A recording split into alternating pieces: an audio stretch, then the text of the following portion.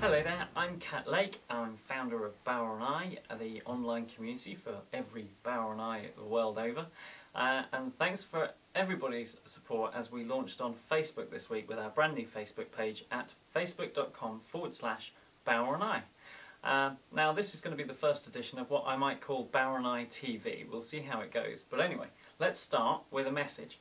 We had a message on the Facebook page from Phil Reed this week, who was asking about synthetic Bodhrans from mainly the reason of being non-animal. So vegetarians and vegans out there who'd rather not play a goat skin or any other type of skin headed Bodhran are obviously quite interested in the Remo range of Bodhrans, which includes Brian Howard amongst others, who use a fibre skin 3 head on a shell instead of anything else. And he asked whether we could perhaps give him a few video clips on what it's like to live with a non-animal Bodhran and what they like to play. So anyway, here's mine. I promised I'd show you the drum I've got here, which is actually based on an Arbiter Advanced Tuning AT snare drum. Mouthful, I know, but this is it. It's actually a prototype because they took a standard snare drum and hacked one side off it, leaving 3.5 inches worth, and the top head that would have had a snare drum skin on it. What we've done is we've taken that off, they took the back off, left the shell, which I'll come to in a moment, and we've basically put on a 14-inch tom head on the front instead. This is a Remo UX tom head. We fell in love with the drum when it was in their workshop, in their Dorset base, which is no longer there unfortunately. None of Arbiter's there anymore.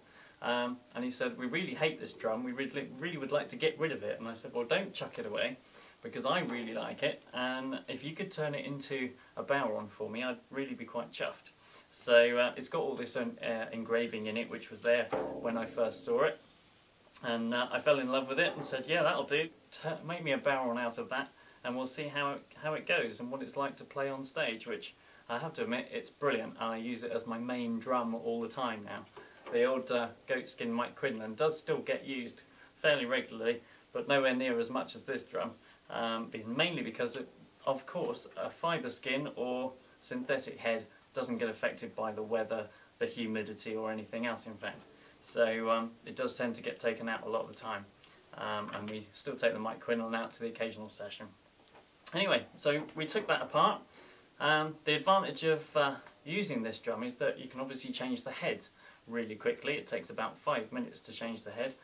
So if you break it or you want to change the feel of it, you can change to a different compound or a different thickness or whatever. And it's really quick because of this, the AT Arbiter Advanced Tuning mechanism, if you like, which is basically a V-clamp tuned at the top here with a single lug, instead of having lots of lugs all the way around, and you then have to go backwards and forwards and balance up. This one, you just tune it at the top and it pulls the skin over the shell, and you can pitch it to whatever key you like. You can use any one of a number of normal drum keys, including your standard drum key that you get with your drum kit. One I got with it, and of course this one I love. This is the Arbiter tuning key, which I'm not even sure you can get this anymore now that the company's gone, but there it is. It's a Robo key. They were the main distributors. I'm sure you can still find it somewhere, but any one of those you can use, so that's fine. Anyway, so you want to know how it sounds? Well, let's give it a whirl, and I'll give you a little demo on it.